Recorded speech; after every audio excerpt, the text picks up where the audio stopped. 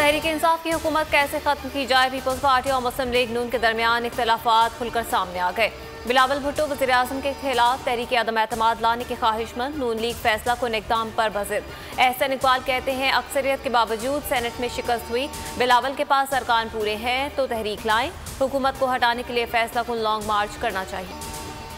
पहले इस्तीफे फिर लॉन्ग मार्च और अब तहरीक अदम एतमाद। पीडीएम वालों को पता ही नहीं कि किस तरफ जाना है। ये बगैर मंजिल के कारवां है। मुफादात की बुनियाद पर बनने वाला इत्तेहाद कभी कामयाब नहीं हो सकता। शाह महमूद कुरैशी की तनकीद। फिरदौस आशिक आवान कहती हैं पर्ची वाले चेयरमैन ने आसिफ जरदारी के कहने पर कलाबाजी खाई।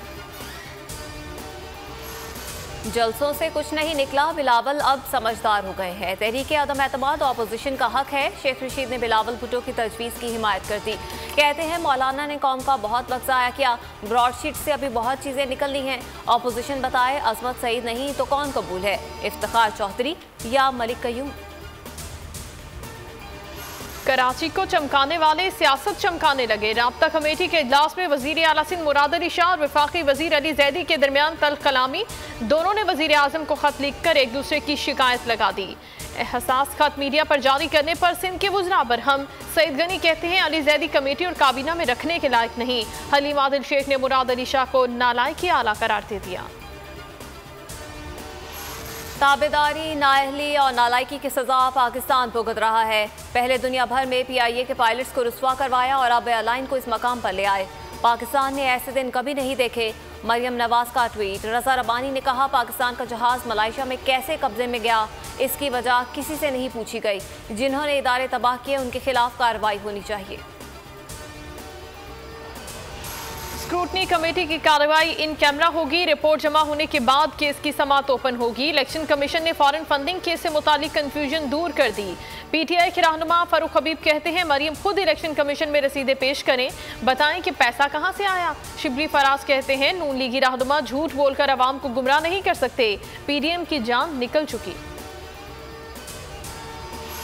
मौलाना फजलुर रहमान और खानदान के गिर्द घेरा तंग। नैब ने मौलाना फजलुर रहमान के भाई ज़ियाउर रहमान को तलब कर लिया। मंगल को पेश होने की हिदायत। ज़ियाउर रहमान पर आमदन से ज़ायद से गैर कानूनी भर्तियों का इल्जाम है। और बोल न्यूज़ के लाइसेंस मुअत्तली नाइंसाफी है। राना सनाउल्लाह ने पैमरा के इक़दाम को आज़ादी इज़हार राय पर हमला करार दे दिया। सईद गनी की भी बोल की आयत जबरी पाबंदी की मुसम्मत। रुकने सिंध असम्बली निदा खोड़ो और सादिया जावेद कहती हैं चेयरमैन पैमरा बोल न्यूज़ के खिलाफ गैर आइनी और गैर कानूनी इकदाम फौरी वापस लें। बोल के लब आज़ाद हैं। वकला और सिविल सोसाइटी का चेयरमैन पैमरा को हटाने का मुतालबा। 39 रोज़ गुजर गए, आवाम को हुकूमती एक्शन का इंतजार। एहतसाब अदालत 15 फरवरी को Benazir income support programme reference पे सलीम बेग और फरजाना राजा पर फर्द जुर्म आयद करेगी। सब्सक्राइब करें और बेल दबाएं ताकि कोई खबर रह न जाए।